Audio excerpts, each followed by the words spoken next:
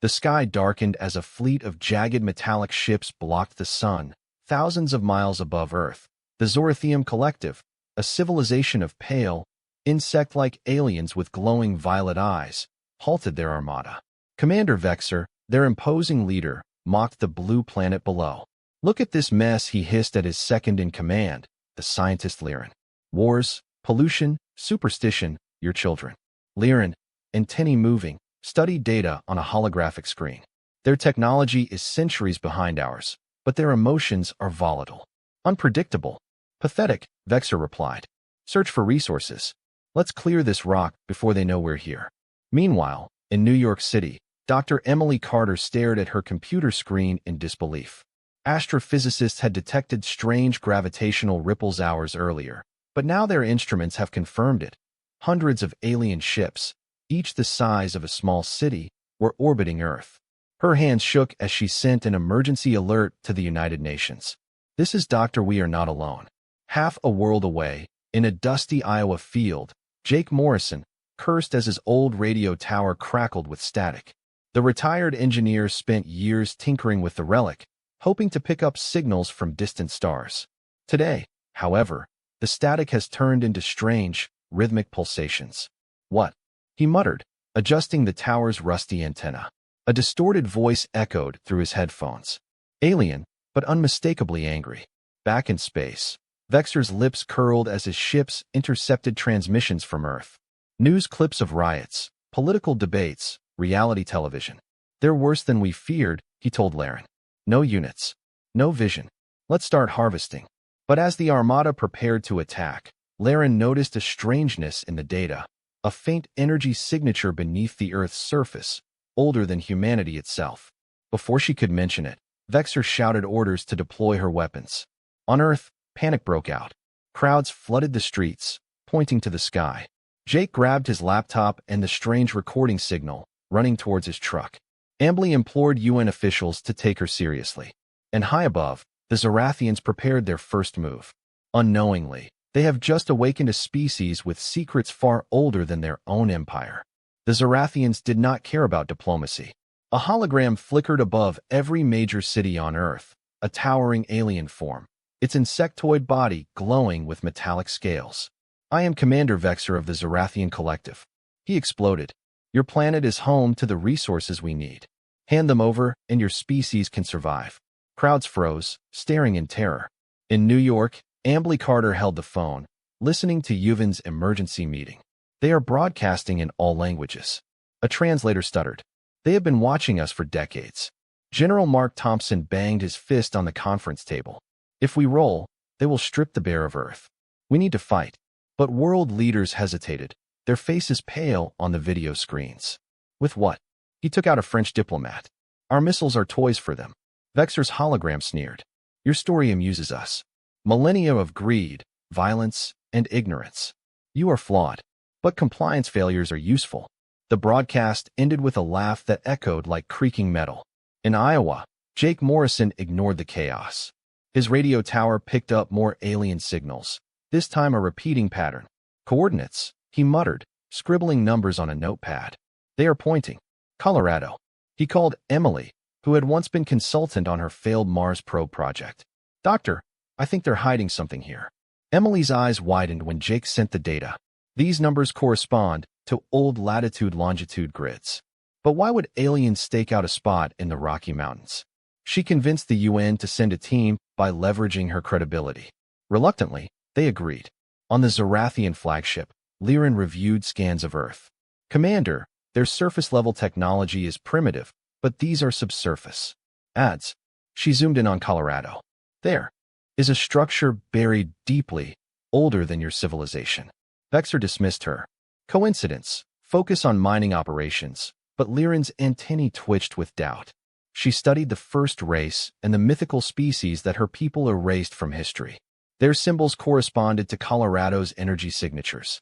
As Earth's military advanced, Jake and Emily boarded a helicopter for the Rocky Mountains. "What if it's a trap?" Jake asked. Emily shook her head. "If we don't act, Vexer will win. And if you're right, it could change everything." Meanwhile, Vexer has deployed drones to extract minerals from Earth's oceans. But when the first drone descended, it disappeared, swallowed by an invisible force field over the Rocky Mountains. Liren gave a mischievous smile. Commander, the primitive planet of humans has just defended itself. Vexor's eyes sparkled. Impossible, but deep down he wondered. The Zorathians turned Earth's humiliation into entertainment. Their ships projected live images of panicked humans, families fleeing, politicians arguing, armies rising on the screens of their empire. This is the culmination of sorts, Vexor sneered during a galactic broadcast, his voice full of sarcasm. They can't even agree on how to die. On the Zorathian flagship, Liren watched the footage, her antennae twitching. She zoomed in on a clip of a child in Tokyo holding a stuffed animal as drones harvested the Pacific Ocean. Your emotions aren't just chaos, she muttered. They look out for each other, even now. Vexor dismissed her, weakness, love, loyalty, flaws through which we evolve. Meanwhile, Emily and Jake were in a cave in Colorado, looking at a huge stone door covered in glowing symbols. These marks don't look like anything I've seen, Emily said, brushing the dirt off the sculptures. But the geometry corresponds to the pyramids. In Antarctica, Jake shined a flashlight at the door. Do you think this is older than humans? Much older. Emily's voice shook. What if we're not the first here? Back in space, Vexor's drones reported anomalies. Commander, the force field in Colorado is impenetrable, a soldier reported, and the ancient sites on Earth, Giza, Stonehenge, Nazca, are emitting the same energy. Liren gave a smile. What if the primitive structures are not theirs? She asked, teasing him. Silence. Vexor retorted.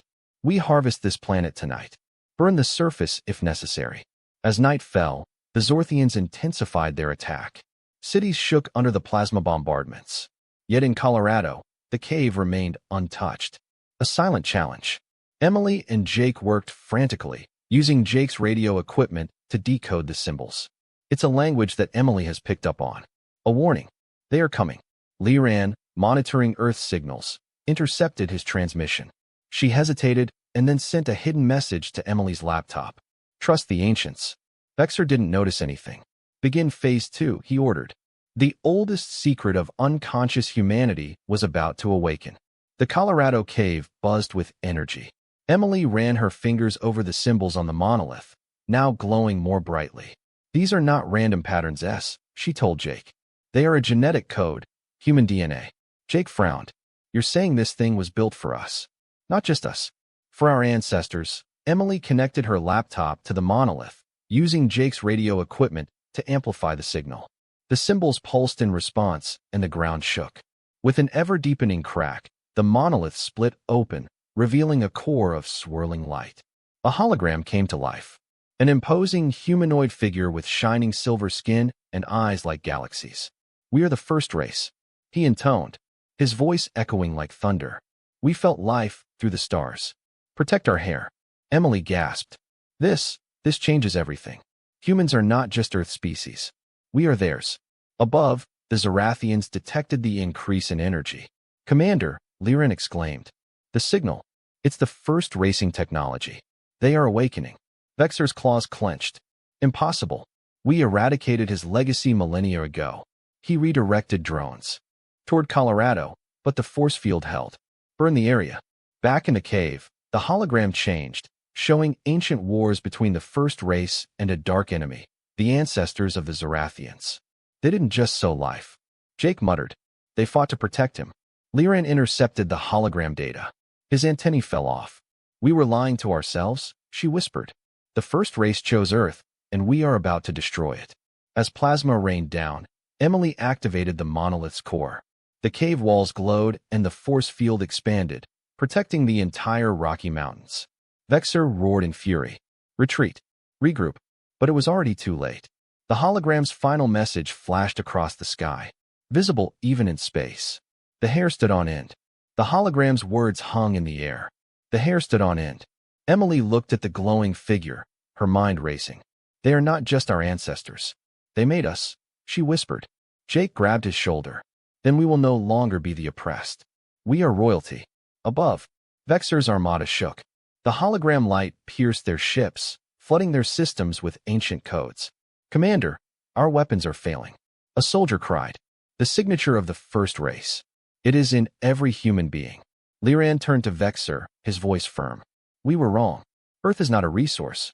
It's a tombstone. The hair from the first race will bury us all. Vexer's eyes sparkled. Lies. Destroy the monolith.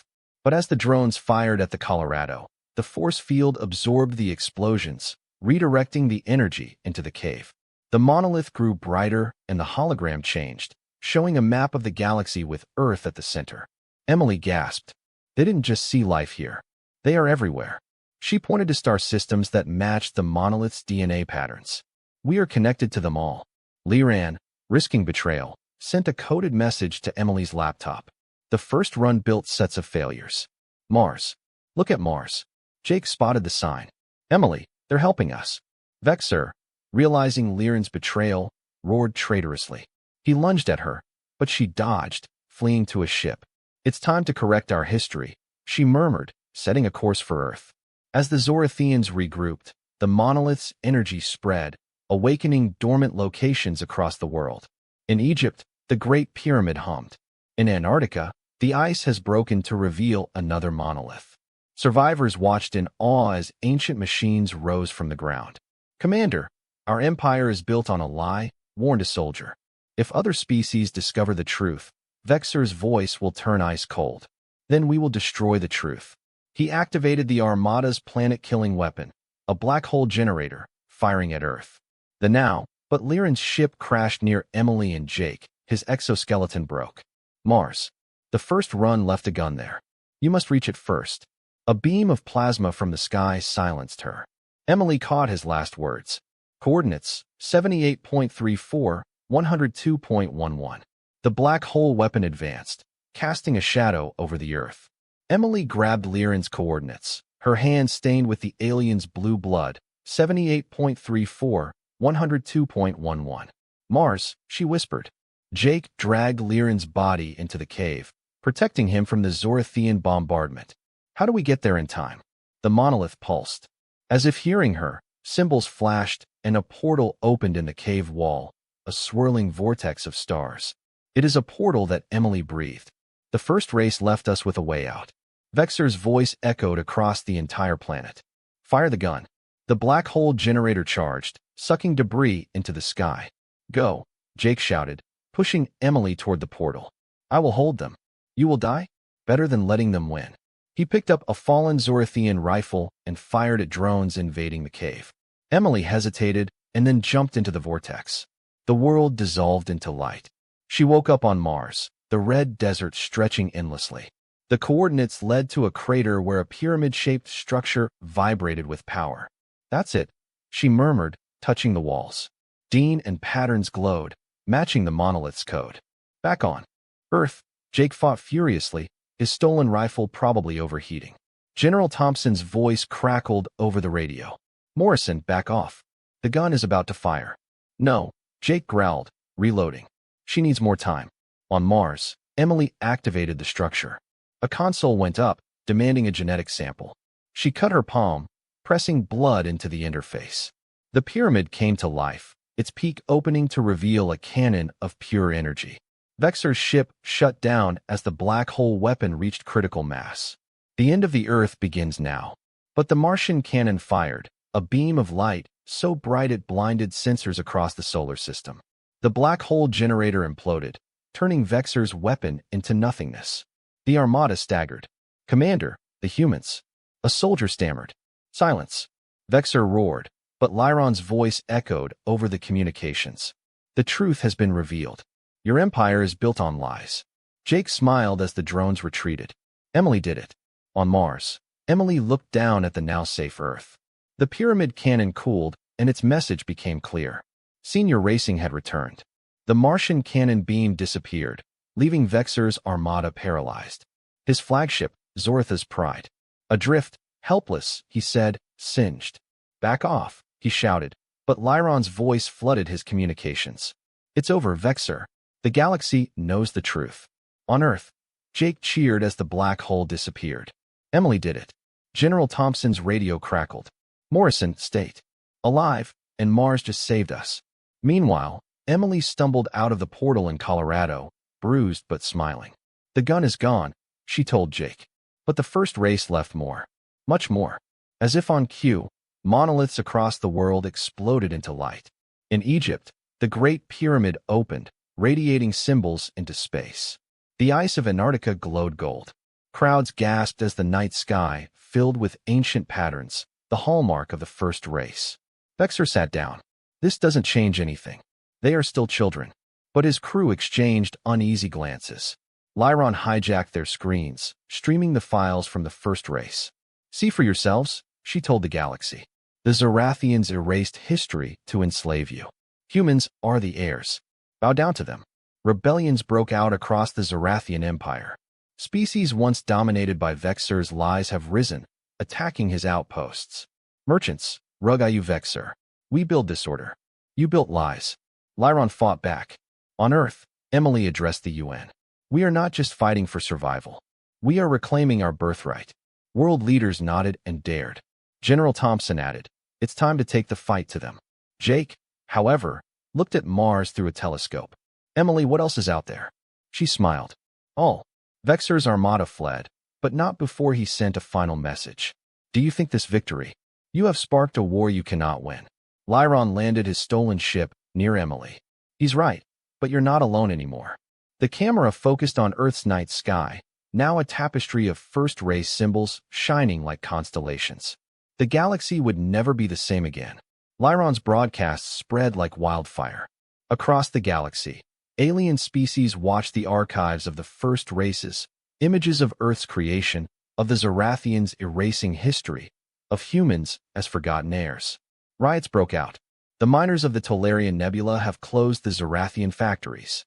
The aquatic Vringcast abandoned their Zoratian overlords, flooding the Imperial ships with water. Vexer, cornered, spat at his crew. Cowards.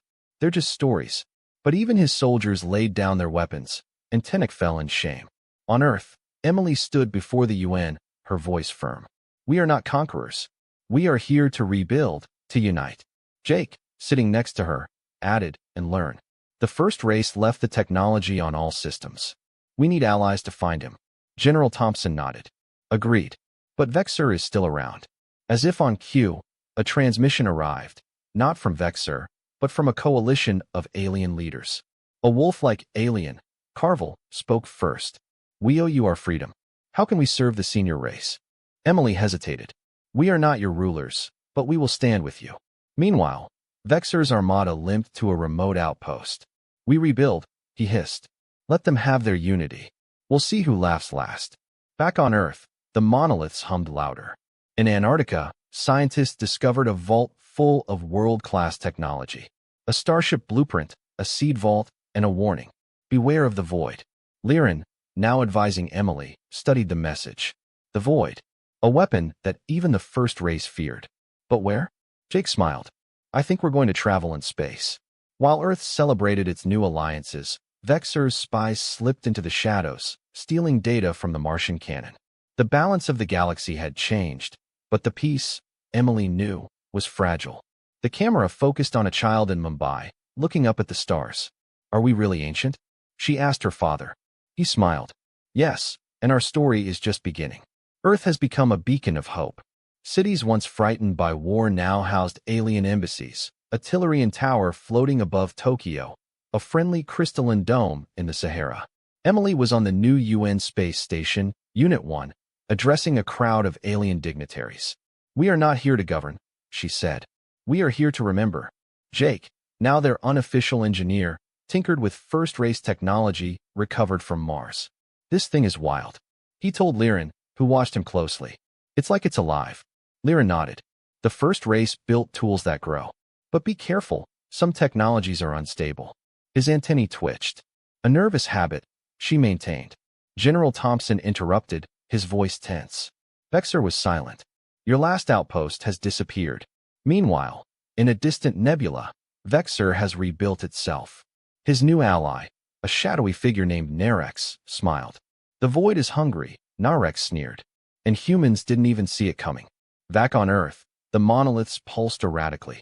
In Antarctica, scientists detected strange energy. A ripple in space, like a whisper, the coordinates point to the Andromeda galaxy, Emily noted. But why? Lyron turned pale. The void. It's not a weapon. It's a prison. And someone is trying to open it. Jake groaned. Excellent. Galactic ghost stories. But Emily knew better. We need allies. All of us. She sent a message to Carvel, the wolf-like rebel leader. Meet us in Andromeda. Time to finish this. As Unity 1 prepared for launch, a child in Nairobi asked Emily, "Are we safe now?" Emily smiled. "No, but we are ready." Vexor's laughter echoed in the darkness. Ready for what? The Unity 1 fleet has arrived in Andromeda, a galaxy filled with dark energy. Emily, Jake, and Liren were on the bridge, looking into the void, an open black sphere devouring stars. "It's worse than the files described," Liren whispered. Vexor's ship emerged, flanked by Nerex's shadow fleet. "You are very late," Vexor sang. "The void will free the true rulers of existence." Jake frowned. True rulers? What is he talking about? Liren's antennae dropped. The first race imprisoned a primordial force here. If you escape, everything dies. When Nerex activated the void gate, Emily identified a pattern. The monoliths. Your keys. She connected Unity 1's systems to Martian technology, and Earth's monoliths lit up across the galaxy, forming a chain of light toward the void. Vexor attacked, but Carvel's rebel armada intercepted him. Towards the senior race, the wolf-like alien howled. The gate of the void opened, expelling dark tendrils. Liren turned to Emily. "The last fail-safe test of the first race. It needs genetic care. You." Before Emily could protest, Liren pushed her into an energy beam. "No," Jake attacked, but Liren activated his own DNA sequence, fusing with the light. "I'm sorry, Jake. Tell them the truth." The energy surged, sealing the void. Vexor's ship was sucked into the collapsing gate, screaming into oblivion. Silence fell. Emily, with tears streaming down her face, grabbed Liren's broken Zorathian badge. "She gave her life for us." Jake looked into the now stable void. "She gave it to everyone. Back in Earth's solar system, the monoliths have diminished, and their purpose has been fulfilled. Humans and aliens rebuilt cities, sharing knowledge. Emily became a galactic ambassador, while Jake designed new technologies from early racing designs. Years later, a child in Dubai pointed to the stars. "Are we alone?" Emily smiled. "No, but remember, we were the ones who arrived first." The camera panned to a monolith-shaped constellation. In its light, a faint silhouette of Liren shone, keeping watch over her new home.